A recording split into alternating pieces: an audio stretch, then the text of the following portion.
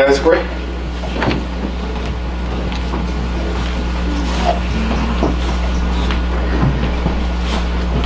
Father in heaven, we thank you for life and health and strength and every privilege to worship. We want to thank you for the promises and assurances in your word that those who are faithful unto the end will have an eternity to spend with you. An eternity in which you've given to us because you are eternal, and you're giving us eternity to get to know you, whom to know is life eternal.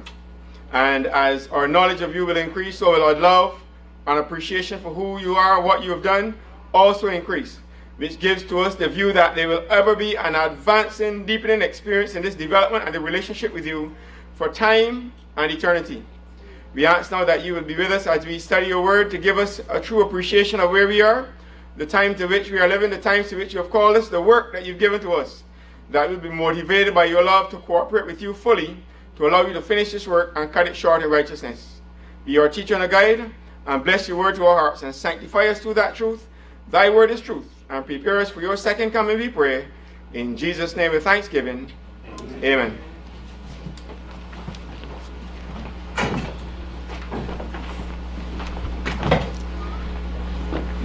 Good afternoon. Welcome back to our evening session. I don't know if it is the combination of Brother Reggie and Sister Roberts, but the singing seems to have been somewhat more lively. Although missed some of it. Too bad we'll be missing you, Brother Reggie.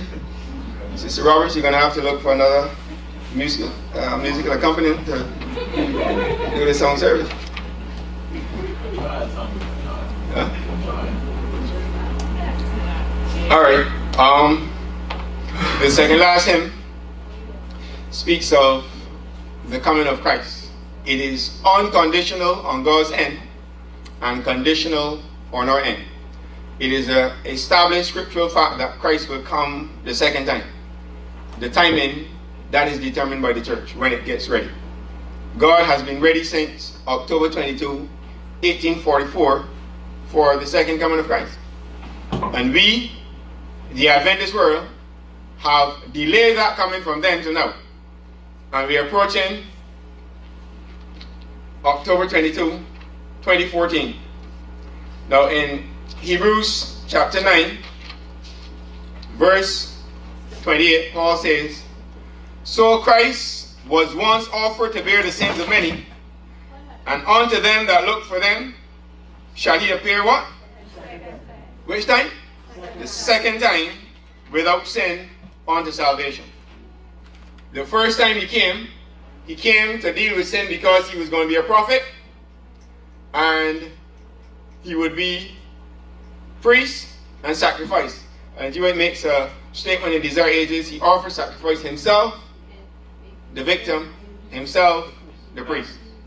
Because he's going to be the priest of the heavenly sanctuary, and as priest he would want to offer the sacrifice, and as sacrifice he's the only one that could atone for our sins, and so he had to perform that dual role of offering himself. And listen, that is the only sacrifice that the Lord accepts, a willing offering or sacrifice made to the Lord. When the sanctuary was about to be built in the wilderness, the Lord told Moses to tell the people to bring all that was necessary for the sanctuary, and only take it from those who were given out free will offerings. Because freedom is the foundation of God's government.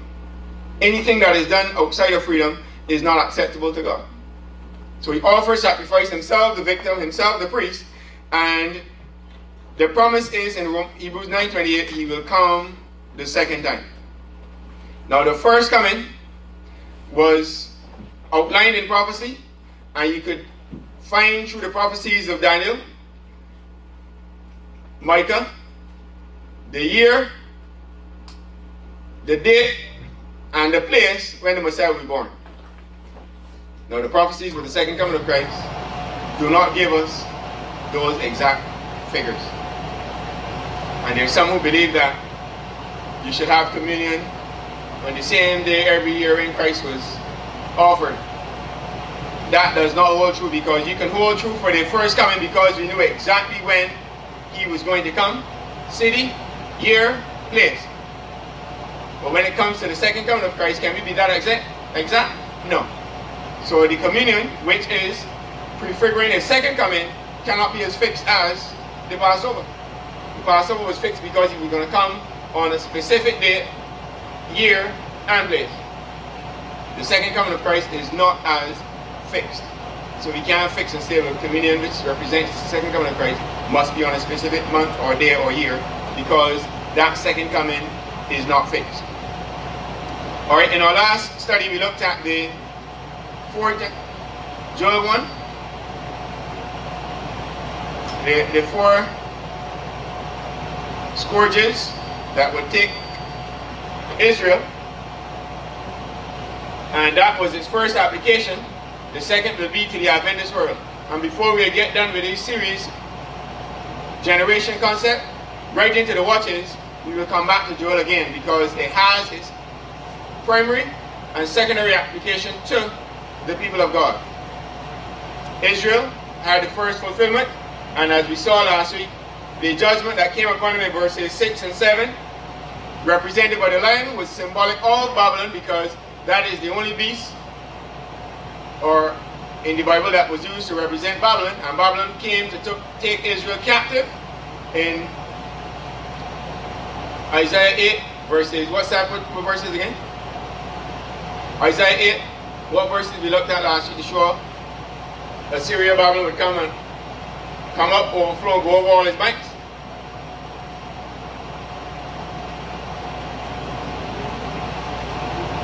Such a time as he take not. 7 and 8. Alright, it is representative of Babylon. He will come up, overflow, and go over all his banks and come in to Israel. And the overflow there shows us that the representation of water. Revelation 17:15, multitude, nation, tongues, and people. Nebuchadnezzar came in and overflowed everything back then. All the nations that then he conquered, and the last of those was Israel, and that made his conquest complete. And the lion, according to Joel, in verses 6, the teeth of a lion and the cheek teeth of a great lion. And we know the lion was used to represent Babylon in the vision of Daniel chapter 7. And this came at the end of the which series of 14 generations?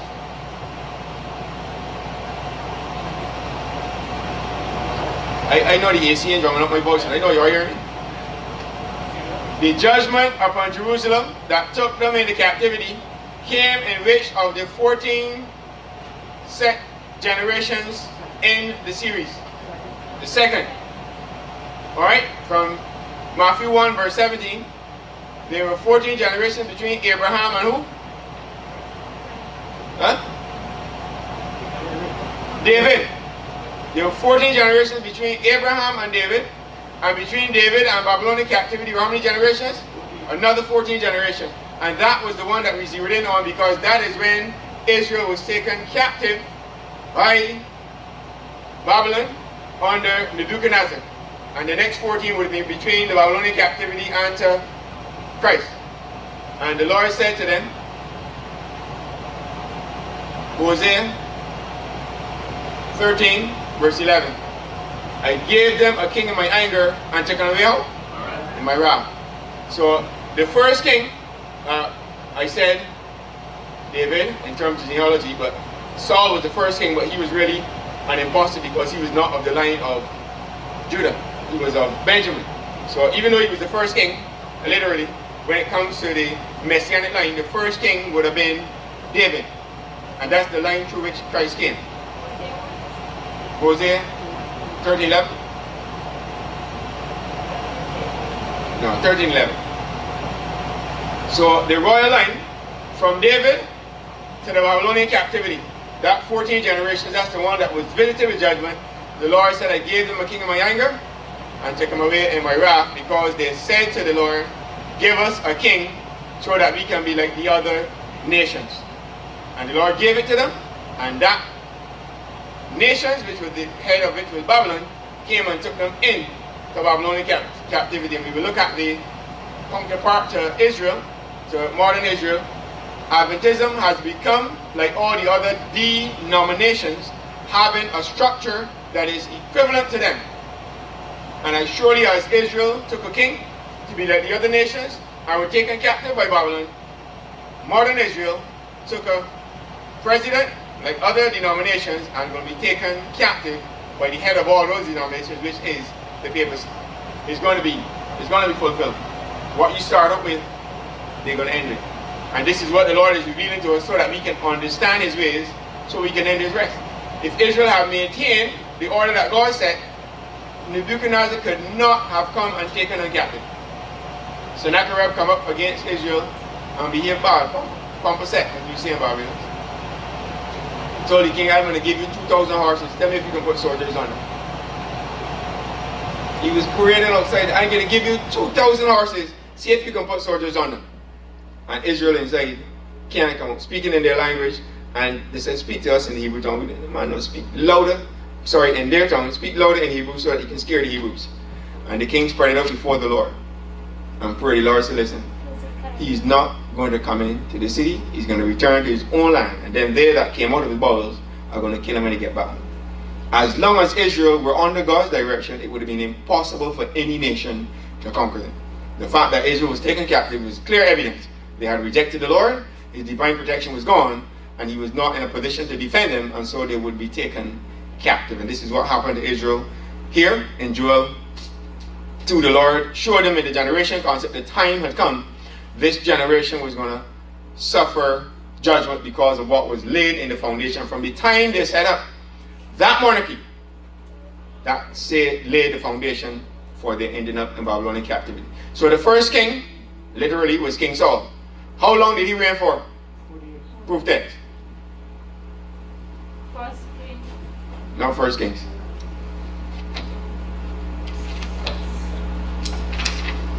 Samuel.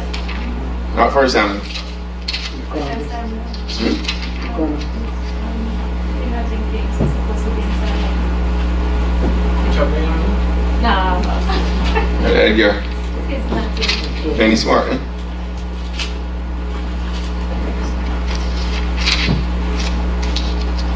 It is found in the New Testament. In the New Testament. In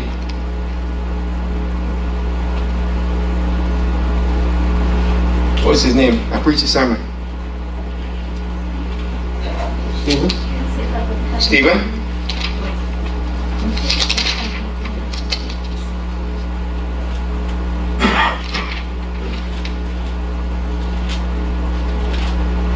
It is found in Acts. Acts 7. Verses 13.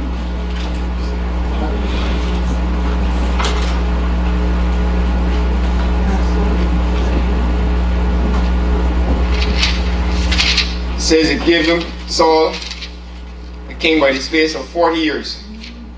I just had a text and it just slipped my head. Sign of old age.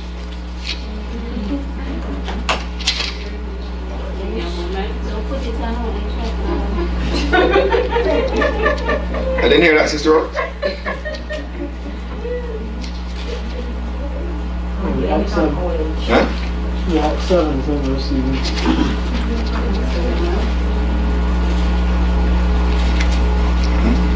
How do they do again?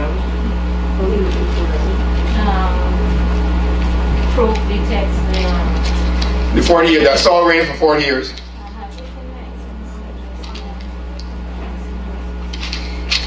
Acts.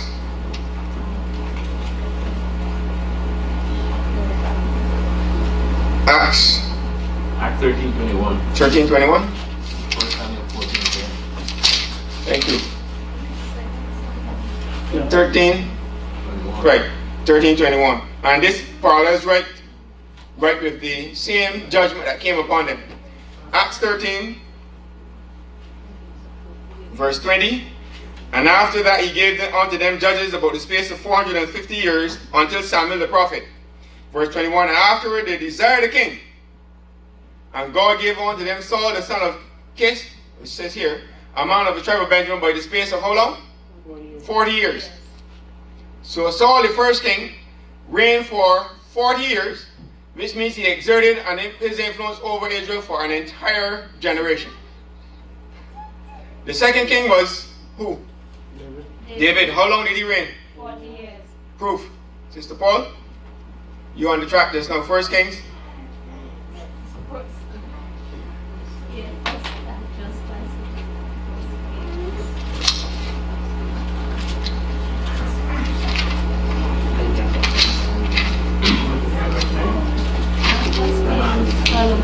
First Samuel.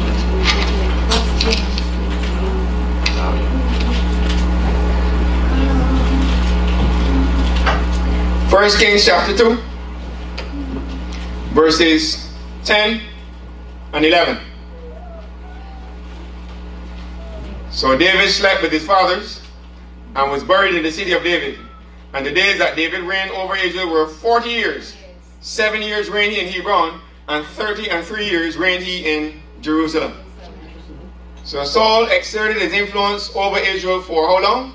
40 years, a whole generation. And David came, and the trend under Saul tended to be a little downward.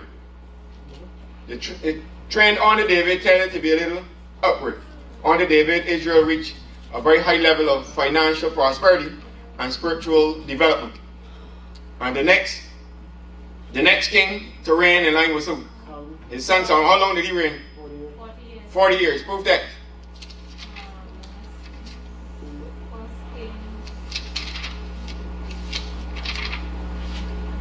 Yes, First Kings, Sister Paul.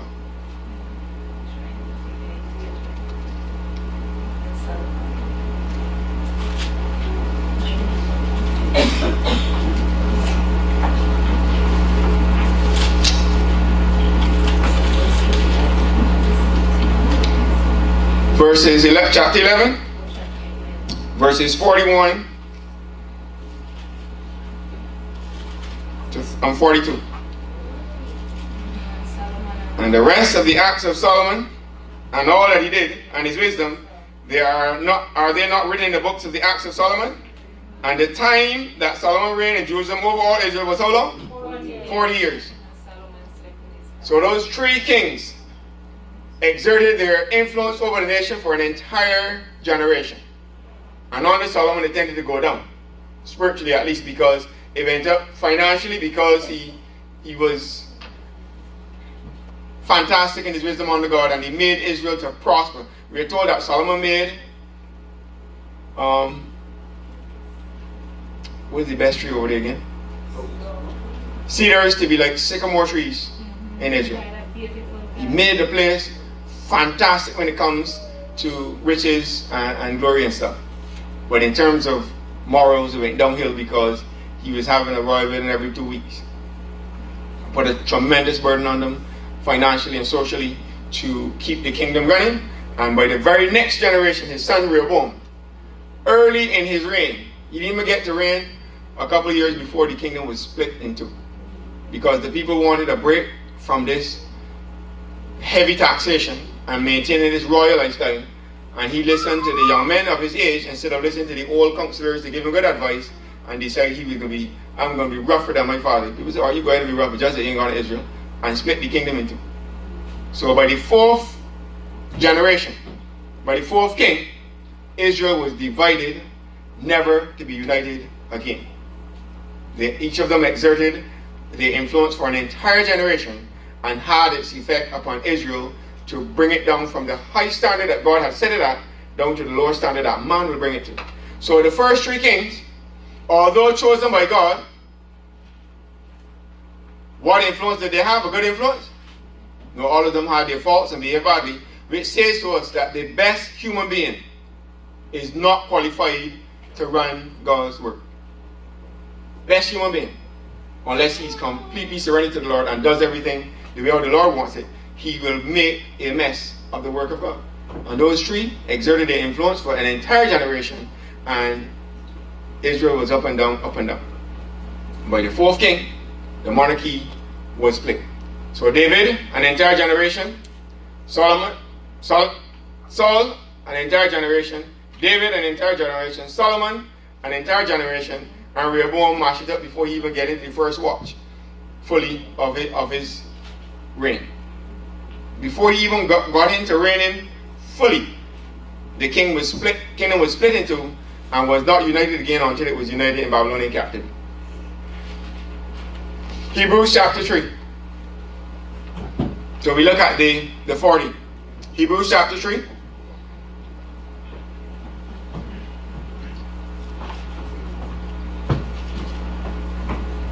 Verses 7 to 11. We're going to read it together. Hebrews 3, verses 7 to 11. Beginning.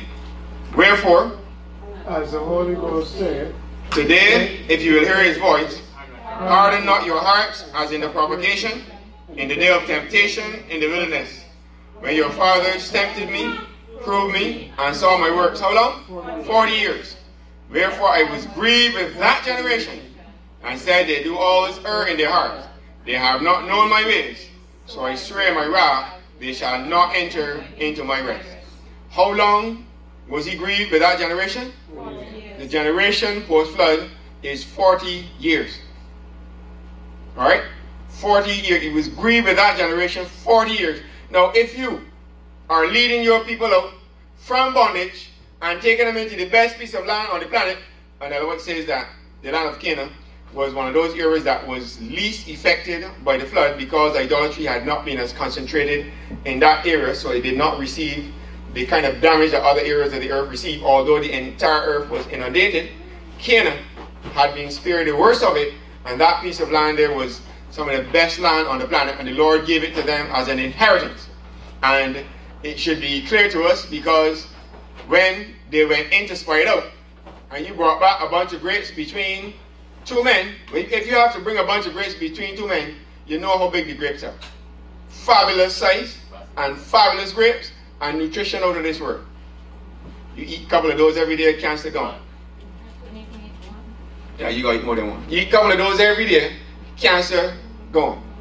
And it was of such nutritional content that the bodies were still able to maintain that kind of size, because Augsburg still was 13 feet long and 6 feet wide. So when the spice came out, we saw the sons of Anna, and we were like grasshoppers. The land was still so fertile and the fruit was still so good that the body could still find expression where the men were still about 13 feet tall. Mr. Roberts. It is still said today that grapes has a lot of nutrients in it. Yes, Isaiah says, one says there's a blessing in it, destroy it not. And men are now just describing what we call pycnogenols. They're very good antioxidant and bodybuilding qualities in the grape. Very good. So imagine you having, now if all the way down here, 6,000, they still have such good qualities, you imagine what it was back up there when they came out in the promised land and a grape was as big as an apple. So the Lord ain't gonna make a grape like a marble like we have now, when you have a head like this and a mouth like a small shark. He had to give you something so you don't bite your fingers. So the grapes were big and nutritious. So fantastic. You have between two men, you have to come back with a bunch of grapes between two men to show them the good of the land. Now, that is what the Lord had for you. Now, that's all they brought back. That's all they brought back, grapes. So you imagine what. Now, if a grape is like an apple is like going to be like a watermelon. And a watermelon, you're going to have to get a wheelbarrow to move it. Yeah, but when you're 13 feet tall, you're a giant of a man, you can move a watermelon like that size quite comfortably. If our land can still produce that now, you imagine what it was doing then. The Lord had that land for them, and it grieved his heart that he could not give it to them right away. And they delayed for 40 years when they could have gone in and been enjoying the good of the land. Fantastic piece of land there, and the Lord gave it to them. He said, look, it is not like Egypt where you have to walk around like a garden herb and water it all along. It's like it is watered, the garden Eden watered all the year round. Best land on the planet. He was giving them to become what he wanted them to be.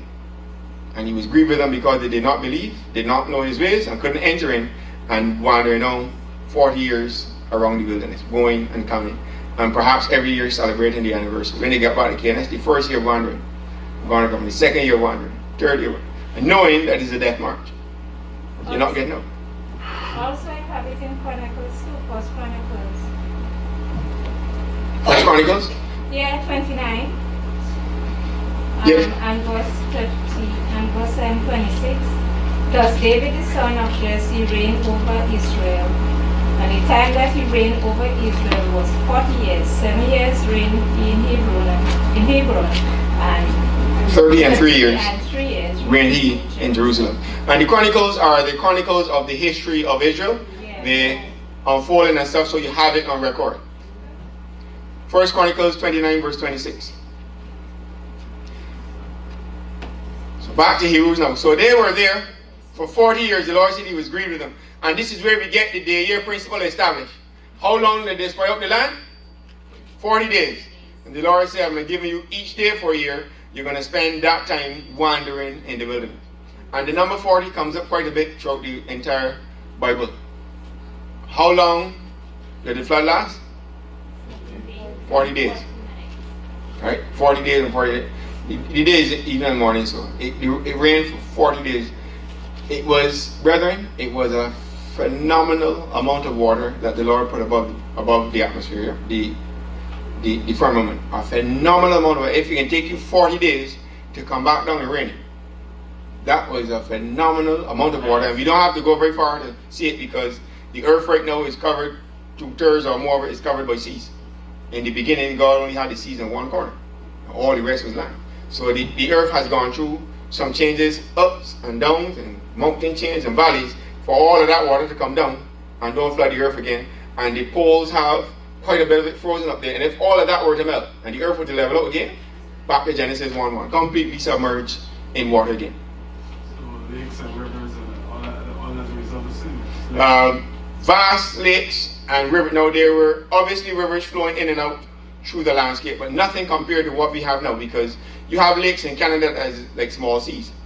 Right? You have lakes in Canada that ships pass on the like small seas. You won't believe it's a lake. Vast amount of water covering a vast amount of land that God did not intend to exist. Alright? All the land was exposed for men to habitate. Now the flood has covered a tremendous amount of the planet in just water. Just water. So that would not have been God's original plan. So this is the result of it. And he told them, I've given you each day for a year. They would spend 40 years wandering, a day for each year that they spend spying out the land. 40 comes up quite a bit. 40 years, 40 days, the flood. Saul's reigned 40 years, David reigned 40 years, Solomon reigned 40 years. Samson defied God of Israel, not Samson, Goliath. For 40 days, he would come up 40 days and defy this before David came out and closed his mouth. the judges and then judge 40 years. Samson reigned, no, he judged 20 years. Samson judged in 20 years. Yeah, 40 comes up quite a bit. How long did Jesus spend in the wilderness? It's fast? 40 days. We had Deborah, we had Stripes, 40 stripes. Well, the Lord said, judge. don't give a man no more than 40 stripes unless you make him to be a curse. So when they beat Paul, they gave him 39 and stop. And beat him up again. I beat him over again. 39 and stop. And he 3 times he put the legs in and stop up. How? It's amazing, huh? The Lord said don't give him no more than 40 stripes. And give him 39 and stop, so he's taken within the law. And they do it 3 times. 3 times 39. He ain't give 40 yet. He 3 times 39. And hold on to the letter of the law and lost the spirit completely up. Complete. My yes. Well, he saw that and beat in the Christian church when he was a part of them. So when they get you, turn around, you turn around, put some legs in he too. So he take it. He said he take it with Lord glory and God. He took it in good strength. Understanding, he said he filling up that which is behind. He said there's a certain amount of suffering that will be involved in the controversy. So he's taking his part and doing his part. He glory in it. 40 is an important number. I was just going to say something, but I say certain things is get trouble, so I will come back with that later on. Back to Hebrews 3. So the 40 years is the generation. And 7 to 11. And the Lord gave them 40 days, each day for a year. They went to sprout the land. They had no right sprouting up the land. Follow the Lord, obey. The land has already been given to them. So if the Lord has promised you a land flowing with milk and honey, you need to see the milk and the honey before you believe it. Faith would accept it as the word of God. But you needed to say it says you don't have any faith. If the Lord says something to you and you need to see it before you believe, that is faithlessness. And what's the result of faith is sin. That's why they all died out, because they did not believe the word of God, and so they end up seeing a crisis before they were to see it. That means they see the giants before they saw. God knew the giants were there and said, listen, I came at this time, probation is closed for them. They would be like the ox eating up the grass. But they doubted and could not enter the promised land. And the whole generation had to die because of unbelief. So we're going to apply that 4 years now to Adventism. And we will come down, because we're going to come right down to the generation and to the watches and see how history applies to us. We can know where we are and what we have to do. So from another evening, we'll go into more details in all the generations between, the amount of generations between the 2300-year prophecy, X amount of generations it took to fill that, which will lead to judgments and measures and cups. The Dark Ages from 538 to 1798 was X amount of generations. And when the Dark Ages ended, what year did it end? 1798. From 1798 to 1840 is roughly just what? 42 years. 40? 42 years is just one generation. So as soon as the papacy's back was broken, as soon as the papal reign ended, we were just one generation away from the sanctuary truth being restored to its right place. Because remember, Satan set up the papacy to obscure the truth of the sanctuary. Whenever God's sanctuary is obscured from his people, he can't achieve his purpose. So Daniel wanted to know, how long shall these things be? When the angel said 2,300 mornings, Daniel fainted. No, 2,300 evenings and mornings. And Daniel knew that this cleansing of the sanctuary occurred once a year. So if it is 2,300 evenings and morning cleansings, that means it's 2,300 years. And he had a difficulty accepting that the work of God would be trampled underfoot by these powers for such a period of time. Fainted, he couldn't take it. And the Lord had to break down the prophecy to show him. And that goes to show, he knew then that it was going to be a long haul, long struggle. These powers were going to trample the sanctuary underfoot. How long? 2,300 mornings and evenings. Fainted. So by the time you get down all the way down to 1798 then, the papacy had, now what occasioned this? The mismanagement of God's people. Paul said in 1 Thessalonians 2 verse 7, the mystery of iniquity what? Doth already work. Although Christ set up the Ephesus church on the foundations of gospel order, under the ministry of Gabriel and the fellow covering cherub, and his personal ministry established the Christian church on solid principles of the gospel and sent it forth conquering and to conquer. By the time Jesus is gone off, you see men are drifting back to what the Lord had delivered them from. Gone away, back now to the papacy. Paul says the mystery of iniquity is already working, and I can see the falling away prophesied by Daniel. And by the fourth church, it is dead. Ephesus, white, conquering and to conquer. And because it was pure, persecution developed. Pergamos. Smyrna, thank you. And by the time you get to Smyrna, because the persecution is hot, and so the church enjoyed it, start to compromise to get rid of it. Pergamos. And as soon as you compromise, it is inevitable you're going to die. So by the time you get to Thyatira, the papacy, the church is dead, and so the Lord had to start over again. First 4. Judgment, the church is dead, and the Lord had to start over again. Now, when the papacy ended in 1798, you had one generation. So the Lord had to raise up William Miller to do a work that all the Protestant churches that make a lot of fuss and talk now could not do. Imagine you had Calvinism, Methodism, Presbyterianism, and all the isms and all these Sunday keeping churches. And the Lord had to go out to them and find a man called William Miller, who was a deist, to bring him to study the Bible and preach it to the churches.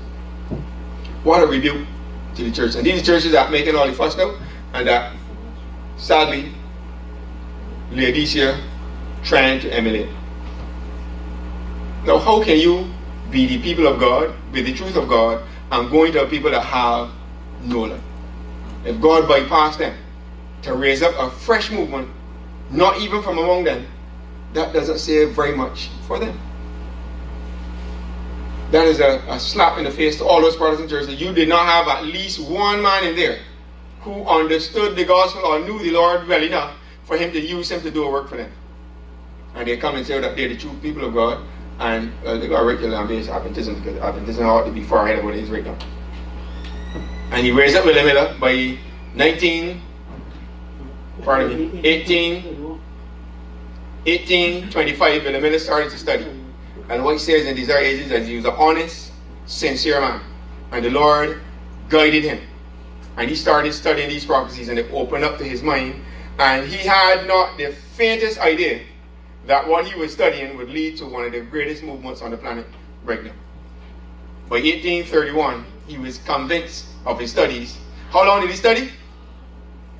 6-7 years. All right, solid study. He was convinced Christ is going to come in 1844, and he said, the Lord said, I want you to deliver this message. I can't preach, nobody won't hear me. Went all up in the back, in the cabin hiding. If you want me to preach, send somebody to preach. Send somebody to invite me. So half an hour later, the call came. Send his son, go and tell Brother Miller that the pastor is gone. And if he has anything to say, come and say. And he did not know that was the working of the Lord. And he started the Advent movement. And it is good that the Lord moved on like that, because within the next 2 years, the third of the 3 signs that Christ gave to precede his coming, that is the falling of the stars from heaven, would occur. And the Lord wanted him to preach the message before the sign, which will give it greatest impetus. If you wait till after the sign, some people say you just a copycat, you just following on because you just see that. But since he's preaching before it started, you cannot deny the validity of it and the truthfulness from the Word of God, because he started preaching about it before the sign occurred, and then the Lord gave the sign to confirm it. And between there, 1825 to 1831, he was studying, and then he started to preach. And the Lord opened up doors that William Miller did not even imagine. He had to leave his farm, and the appointments were so many. He had to leave off his farm and go into the work full time to do what the Lord had called him to do. And the Advent movement started from there. So by the spring of 1840, that was I say is the best period of Adventism, second only to Ephesus, purest period.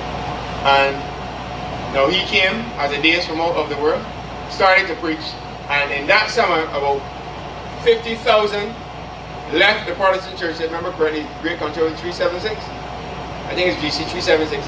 About 50,000 came out of the Protestant churches and started the Advent movement to get it running. So from then up to 1844, now 1798, just short of the 19th century. 1800, by the time you get up to 1840, the Lord is ready to awaken the world. Well, he's already awakened the world, because he's getting ready to enter in on phase 2 of his ministry. And he has to get the people prepared so he can take them on to cooperate with the work that he wants to do. And from there on, it is God's intention to finish the work, because he has been waiting for 2,300 years. If you've been waiting that long, although you live in eternity, I speak as a man. It was difficult for God, because he had to wait for us in time. God inhabits eternity, all right? And he wants to enter in on his inheritance, put an end to sin. But he has to wait on us, so he had to wait now for another 2,300 years from Daniel, all the way down to 1844. Do you not think that there will be great excitement in heaven on the verge of one of the greatest events in history, not only on earth but in heaven? Everything and everyone in heaven was ready for the launching of the Advent movement. Launching of the Advent movement, get them ready for this event, because it signals the beginning of the end of the same problem. When Christ moves to the second apartment, it means that God has taken the final step towards wrapping up the Great Controversy. There was tremendous excitement, as I think there was busy activity back and forth in heaven. The angels were coming to William Miller and the others, guiding them, protecting, because there were many of you who was trying to kill William Miller. Satan was afoot because he knew what it was. Now, we as God's people have to learn to remember the word. The unconverted do not forget. Jesus said to the disciples, the Son of Man go up to Jerusalem and all things written of him will be performed. And he will die, and after the third day he will rise again. The disciples forgot it completely. You know the scribes and Pharisees didn't forget. They went to Pilate and said, listen, we remember that deceiver said after 3 days he will be raised from the dead. They remembered, that deceiver called Christ the deceiver said after 3 days he raised from the dead, and the disciples did not remember. He told it to them personally walking up to Jerusalem, and they completely forgot it. The Pharisees didn't forget. They went to Pilate and said, listen, we want to see on this thing. That deceiver said he can raise after. If the disciples had kept the word, rather than being sad and downcast for those 3 days when Christ is with them, they should have been upbeat and anticipated his resurrection. But they forgot the word of God completely and were mourning for those 3 days, whereas the Pharisees and scribes did not forget. We cannot afford to forget the word of God, brother. The enemy does not. Satan knew the 20th day prophecy, and he knew that the time had come for the sanctuary to be cleansed, and the end of his reign is coming. He was not about to let it happen without a fight.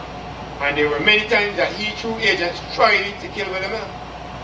He did not want the work to go forward, so he went forward against great opposition and serious attacks from the enemy.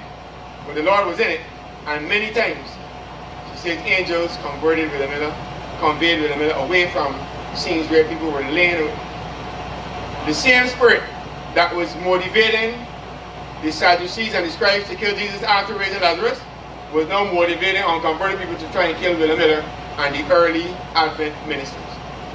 Satan was against and opposed to the work of God, and he will not stop.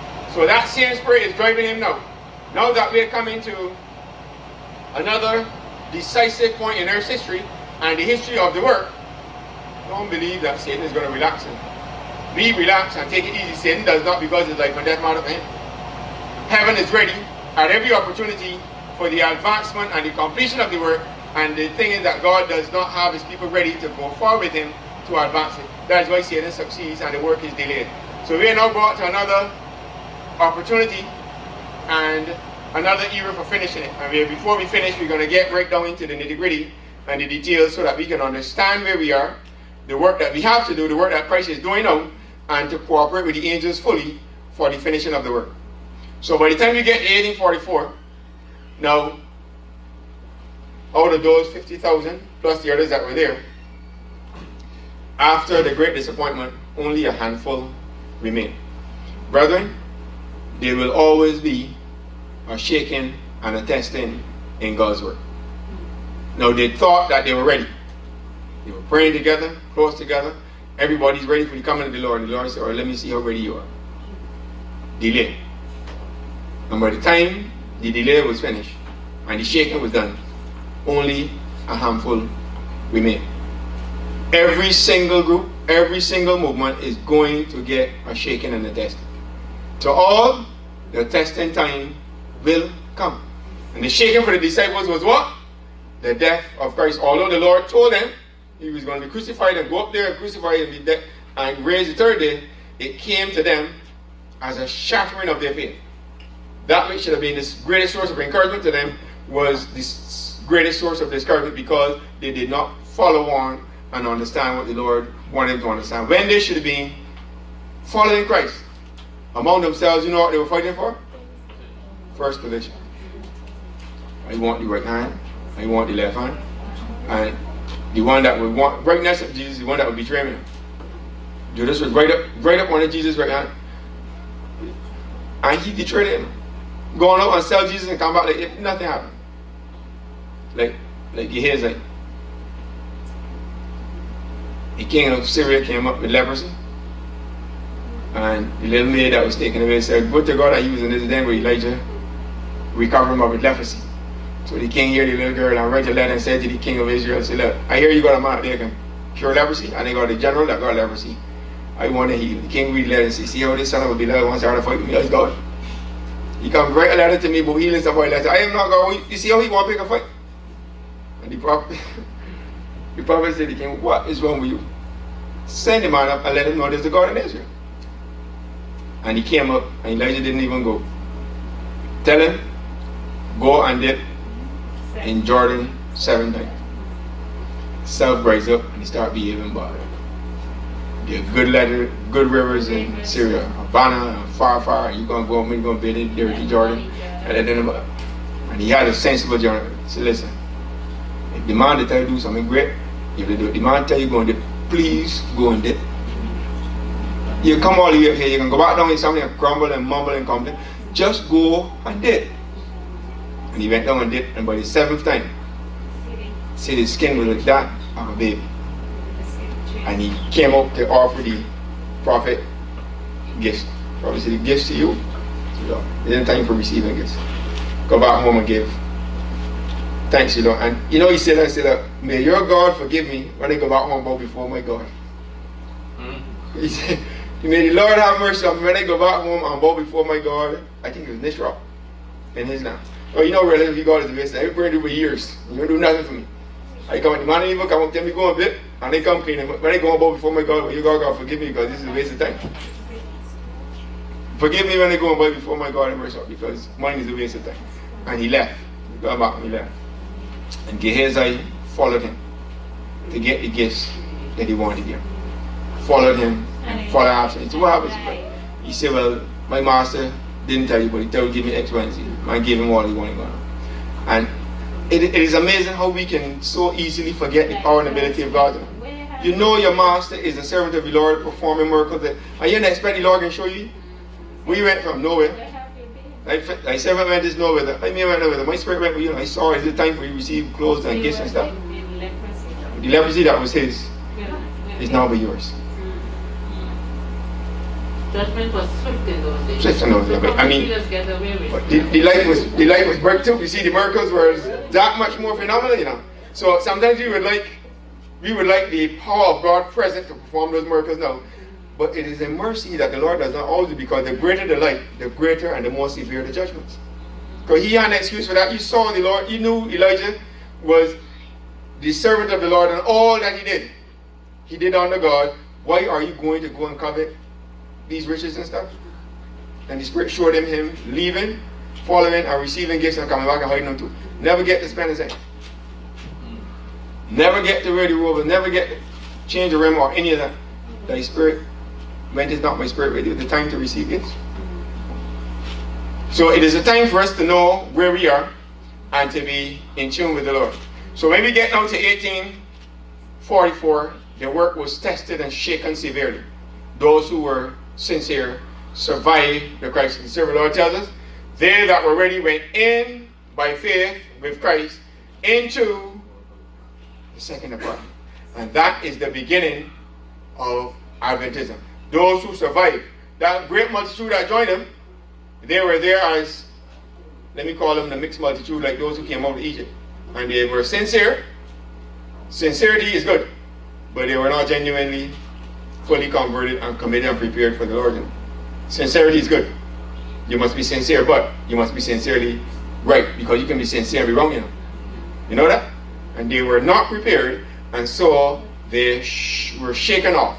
So from 1844, that is when we begin the reckoning of the generations in Adventism, when those who followed Christ by faith into the second apartment of heavenly sanctuary, they would constitute God's true people, and from there on he would begin to work with them even more mightily. They followed him by faith, received the power, the glory, the light for that time, and to be given to the rest of the world. Rimmon was the name of the God. Rimmon, yes, thank you, Brother Stephen. When I go to the house of Rimmon, my God, may the Lord forgive me for going about before what is obviously no a waste of time, a false God, because he can't do anything for me. And only the Lord knows how far that miracle would have worked towards his conversion and transformation, because it would have had an impact, because when you are the general, the whole army knows you, and sometimes the whole nation knows you. And he was a leper, went up to Israel. The man didn't even come out. He said, sometimes we like the dramatic and the fan of it. I thought you can come out and clap your hands and called thunder and lightning. Say, all that for you let me down short. The Lord said, just go and dip 7 times and come back. And it would have left an impact, a witness for the Lord. And you know the witness was done through a little maid, a little girl that was taken captive. A little girl, and she was a maid in his house, and he was 11. She said, what the God you would do, because then with the Lord's servant recover you. So the children understood the work of the prophet and his ministry. And she testified from taken away from her home in the captivity and has not forgotten the God of Israel. Has not forgotten the God of Israel. And through her witness, God was able to advance his cause, because that would have left an impression on the king, the general, the entire army, and the nation as a whole. So all the building in Abana and Farafar do nothing. You go in Dirty Jordan and healing. Alright, Dirty Jordan and healing, because Jordan was where the Lord tell him to go. And that is how the Lord would test us sometimes, you know. You would like to have it the way how we think it should be. The Lord may give you something less than ideal till you go there. You can't do better than this. I can do better. I know what you're doing. I want to see if you can obey me on it. Alright, so 40 years is a generation. From 1844, October 22. 40 years will take you to October 22, 18. From October 22, 1844, 40 years will take you to October 22, 1884. Another 40 years will take you to October 22, 1924. Another 40 years will take you from October 22, 1964.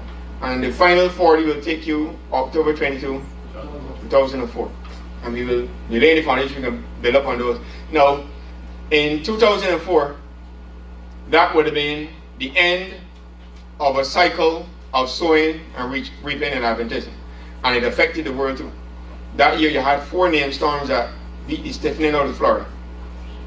4 bad storms that beat the stiffening out of Florida. And when you think it was over, December 26, the tsunami, the biggest earthquake in modern times. The scientists said it shifted the earth a little bit on its axis. In its rotation, it was so massive that it shifted the earth a little bit on its axis.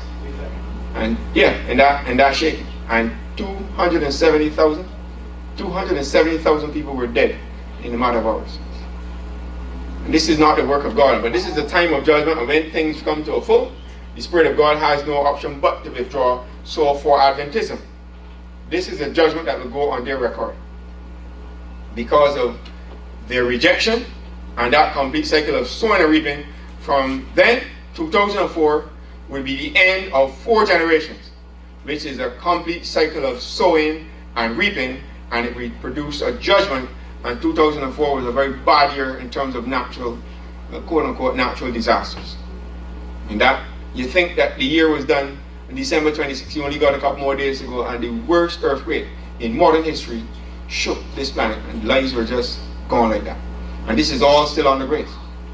So by the time we get now towards the second watch, and the people of God are getting ready, there's going to be withdrawal and more disasters and more judgments to come. It's not that we are praying for them or wishing them, but this is just the way it goes. When it comes to that time of judgment, the Spirit of God has no choice but to give men that which they've chosen. And the governments of this world now are progressively going away from God. This government is on a, according to transit, fast track for destruction.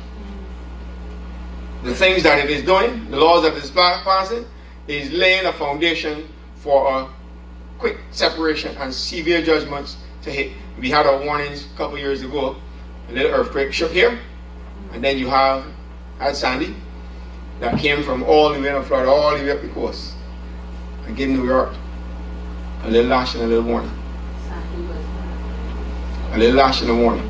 One of the biggest storms in modern times, over 1,000 miles, all over here, and it lets us know that there's no place on this planet that is safe, because storms hitting New York are not normal because it's way off the course. But when judgments are in the earth and the Spirit of God withdraws, Satan has almost unlimited control. She says he studied the laboratories of nature and knows how to manipulate the powers of nature as far as God allows. So when the church reaches a point, and this earth reaches a point in history, Satan knows that he has certain permission and can do certain things. The second to last storm that hit in New York, right? That's funny when the storm went into the water, took strength and came back in there. Yeah. So they thought it was going to be over. Overnight. So they turned all the way around. And actually went deep into the water, turned around and came right back. I'm Washington, New York. They just finished. Which train is it? I think it's the Q train. About over, they said 2 million gallons of water had gone on through there, mashed up everything. Took them 2 years to get it repaired. And this is on the grace. Probation is still open. The Lord in mercy hold things in check. You imagine if there was no grace? Satan had full control. You got to get your ark together here. Right now there's a plague in Venezuela. They claim it's a mosquito, but I don't think it's a mosquito. Why? Once it bites you, it puts your body like in boil, sore, like water. Mm-hmm. And when and in 3 days, you're dead. 3 days. 3 days, you're dead. 3 days you're dead. Now listen. People that come from overseas. This gentleman know Portugal. He came from Portugal. He got it, and in 3 days, 2 days after that, he died. Now listen. There's a reason why the Lord has given us the have message. Okay? Chicken dingo, call it chicken dingo. Chicken nigga? 3 days, you're dead. So it's in the Caribbean right now. GQ nigga? Yeah. Spanish word. It's the same thing with chicken dingo, chicken wing, chicken. Like whatever it is, they kill him 3 days. Alright. Whether we have the name right, Or wrong. listen, Kill him 3 days. she survived. Right? It shows that the health message is crucial. So the Lord has given us this message not because He had anything else to do. God has foreseen what is going to happen on the planet, and He's given us provision to deal with it, because when the time comes, He has no choice but to withdraw based on the choice of men. And He's given us protection, what we need to be able to survive that crisis. And this is, my love, we ain't even in the 7 last plagues yet. And cancer has reached, in my estimation, big proportions. There's so many different types of cancer, it's frightening. Right? So many different types, it is frightening. And it's going to bring this world to a stage when the doctor that you go to can tell he need help too. Yeah. Alright? The doctor that you go to get help can tell you he need help too, because the plague got heat. It's only the people of God who are not going to be afflicted, because they're going to be moving in harmony with the laws of health. Our bodies must be in the best possible condition, and the grace that is given will be general grace, only general grace. That will be enough, because God's people will be moving in harmony with the laws of health and preserve them during that time of crisis. So we're in this era now. We pass through that complete cycle of sowing and reaping, and we're going to some more details next Sabbath. So from the iniquity that was sown in the first generation was what? The Laodicean condition. Now, the Lord started this movement. It was second only to Ephesus, but by 1859, 15 short years, the Lord had to apply the message to God's people at this time. The Lord has shown me the message applies to God's people at this time. And by next week, I will give you those quotations and apply it, because we'll be applying it specifically to Adventists, to our world. And whether or not we like it, we are part of the Adventist world. Those who are preparing for the second coming of Christ are part of the Adventist world. So all the judgment that takes place in it, we take the name of Adventist. Yes, we take it on ourselves, and it will come upon us. We are going to be in it, and we have to be prepared for it.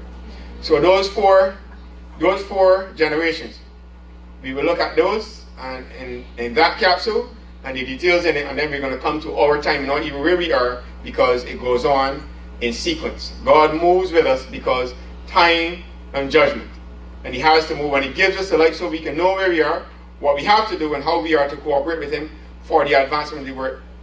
Time of ignorance, God makes, but now He commands all men everywhere to do what? Obey the light.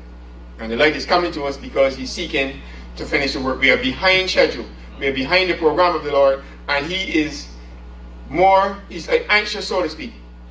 And when we get to these times, we have to know, because there is increased activity in heaven towards the advancement and completion of the work. The problem is always God's people are behind, they're ignorant, they're unaware of what is happening, and the Lord can't do through them what He wants, because we are not in harmony with Him.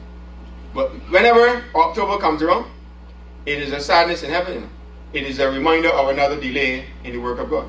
And the average Adventist, you ask him, well, October 22 maybe with somebody's birthday, somebody's anniversary. When it comes to the controversy, not the foggiest idea. But it is a reminder in heaven because the work has been delayed one more year. And when we come to seasons like this, where there's another opportunity for the finishing of the work, trust you me, there's increased activity there for the acceleration and the completion of the work. And we know, as a people, need to know that. Know that the Lord is now visiting us with love and mercy and with truth to get us ready for the work that has to be done. And if we don't do it, heaven, nobody in heaven ain't gonna die, but everybody on earth who's party work gonna die out and the Lord can start over again. Now, if the Lord gives us this opportunity to finish the work, why would we not want to finish it? The only option is death. We are brought now to the border of the promised land like Israel again, where we can enter the promised land. If we don't, it's another death march. Now, if things are as bad as they are now, where you see the governments of this world are legalizing same-sex marriages and morality is being eroded, violence is on every hand, even the law enforcement agents sometimes are getting out of control. Yeah. Videos enough coming up on TV where they're taking excessive force and doing things. Now, if the law enforcement are becoming lawless, brethren, what kind of state this world is going to be in when the grace of God is withdrawn? If you can't get protection and safety from those who are supposed to be protecting you, what's going to happen? We had back in Barbados, it was a guy named, two guys, it was by Rock and Woggy, and there was a very intelligent one in there. He wrote an article in the paper, Who Will Guard the Guards? Because he was writing about some of the injustices that were being done in the prison system, and his article was entitled, Who Will Guard the Guards?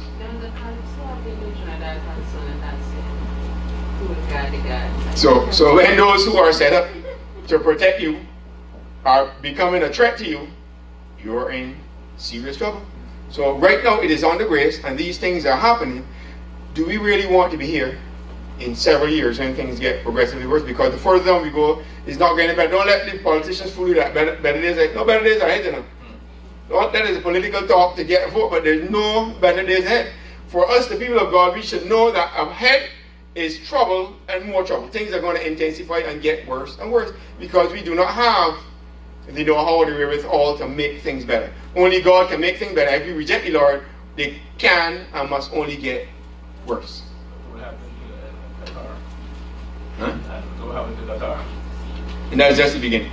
Yes, they can look at the United States of America, the Middle East, how they got caught. That they're the one who was funding Hamas and ISIS in Tunisia. No safety, but out of this planet. Alright? So that's the 4th generation Adventism, the 40 days, 40 years for each. And next week we will look into the intricacies in terms of its development and to give you those quotations where we can see then how the Lord started to work, what he wanted to do, and the development of the watches and where they were and the opportunities that was given to them. How they missed it and what the result was. The good that comes out of their mismanagement is that we are like, we get an opportunity to come into existence. Alright? But if they had finished, it would be irrelevant because none of us would be alive. And that's not for to say them and we can give another generation an opportunity to come in. Because whenever it is done, all the unborn generations will be gone. So we have to see it now that is our opportunity to finish the work and to cooperate with the Lord because they are ready. And God is giving this light now so we can cooperate and get ready so that the work can be finished and cut short and riches, although it's being delayed. That cutting short is an indication to us that it can go on indefinitely. It could have been finished. I was reading that quotation by Ellen G. White. She saw a vision. Some subject for the 7 last plagues, some for translation, and some food for worms. And that was written so long ago. And it has not yet been fulfilled because the church mismanaged and the Lord could not make it a reality, but it could have been done back then. And are we going to let another generation come up and say of us that we could have finished the work and let it be done? Alright, questions or comments? We will close here and we will push on a little more in our next study when we look at some of the quotations and speaking about Adventism and the opportunity where we will see reality that it could have been finished in that the truth was there and that everything was ready from heaven except the church. And the church did not respond the way the Lord wanted to, and so the angels had to withdraw from them because they were rejected. And God cannot force, so freedom is always at the heart of it. And so the Lord gives us so that we choose whether or not we're going to be a part of his people or we're going to delay and prolong for yet another In this case, it will be another generation. Because if you don't finish by the second watch, you come in the second or the third watch, it's going to be that much more difficult by the third watch. All right. Any questions or additional comments? We will close with the season of prayer. All right. We are at this time. Esther said, "Who knows if the Lord brought me for the kingdom for such a time as this?" And this is how we are to see it. We are not here by accident or by coincidence. We are here providentially in the work and the will of God. And for us to know why we're here, the purpose, and fulfill that is the greatest joy any human being can do. Know the divine purpose. Daniel knew he was there, and Cyrus knew. Unconverted Cyrus, the Lord said, "I raised you up to do this work for me." And he said, "Oh, I can do it." And the Lord raised us up and have to do work, and we didn't get it done yet. The mention of downstairs, I forgot that. Mention about the tracks. When somebody sent a comment that the case you said when you're on distribution, you gotta let you know ahead of time. How is that gonna work? Mention downstairs before your lunchtime, before the prayer. But I would have brought some books a couple of Sabbaths ago for we were going to put a chair outside and free literature, and they were taken by members here. I didn't announce what it was for, and they were taken. So I just said I'm going to bring some more for that purpose. But if you need your own, I have several boxes at home, and I can bring them for those who want their own person. But those are personal for this, but there will be a chair outside and a box with literature for those who pass. Right, who pass for to take some. All right. Let us close with the season of prayer.